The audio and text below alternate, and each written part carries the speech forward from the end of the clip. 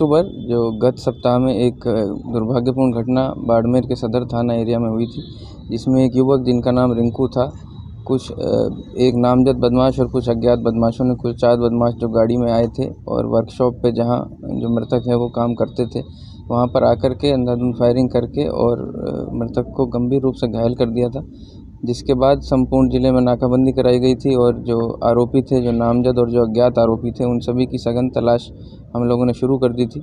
इसी दौरान जो घायल युवक थे जिनका नाम रिंकू है, वो जैर इलाज एम्स जोधपुर में उनकी मृत्यु भी हो गई थी, जिस कारण से इस प्रकरण में हत्या की धाराएं ईजाद की गई थी।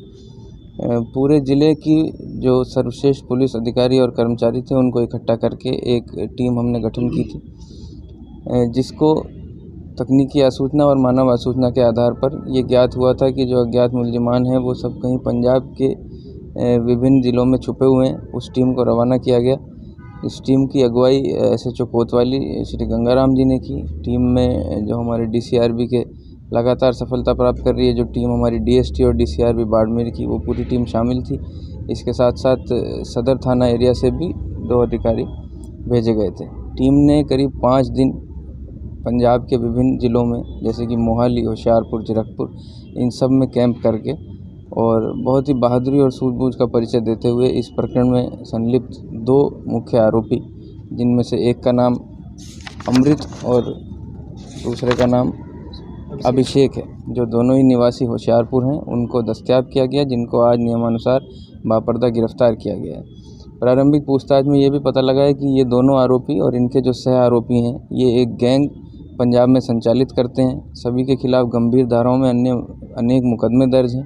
इनमें से एक मुख्य आरोपी जो रघु है, वो पंजाब पुलिस की पैरोल से फरार चल रहा है और वो अपनी फरारी यहाँ बाड़मेर में छद्म नाम रख कर के काट रहा था, जिसके द्वारा ये गंभीर वारदात जो है उसकी पूरी प्लानिंग की गई, जो इसका पूरा मास्टरमाइंड था।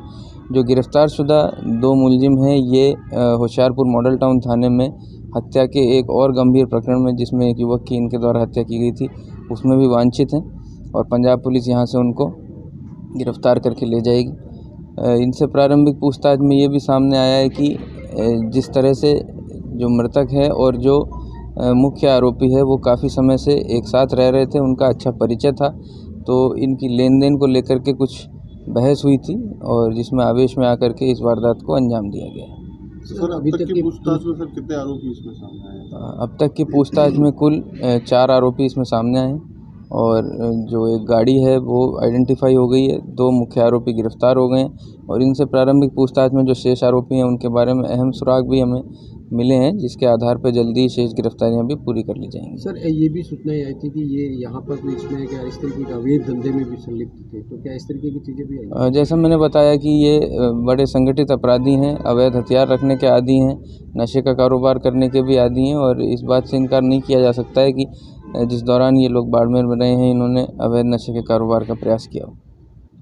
सर, बाकी जो मुख्य आरोपी है जिसको आपने बताया चंदू नाम से जो रघु था, उसकी गिरफ्तारी को लेकर भी क्या विशेष? उसके बारे में अहम सुराग इन लोगों से मिले हैं। हालांकि वारदात करने के बाद ये अलग अलग दिशाओं में पकड़े ना जाने की नीयत से फरार हुए थे और अभी जो हमें सफलता मिली है, इनको होशियारपुर से गिरफ्तार करने में मिली है।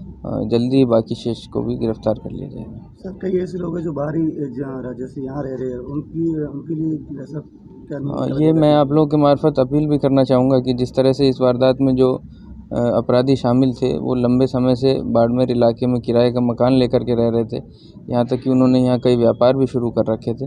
तो इस मामले में जो लोग अपने मकान किराए पे देते हैं, गाड़ियाँ किराए पे देते हैं या अपने व्यापार के लिए कोई इलाका किराए पे देते हैं, वो इस चीज़ का विशेष ध्यान रखें और आवश्यक रूप से निकटवर्ती थाने पे आकर के किराएदार का पुलिस वेरिफिकेशन करें। सर, इसमें कुछ पुलिस ने जब्त भी किया कि उनके पास हथियार वगैरह इस तरीके के? अभी इनको बापर्दा गिरफ्तार करके जुडिशियल कस्टडी में भेजा गया है। इसकी PC रिमांड ली जाएगी, जिसके दौरान हम जब्तियाँ करेंगे।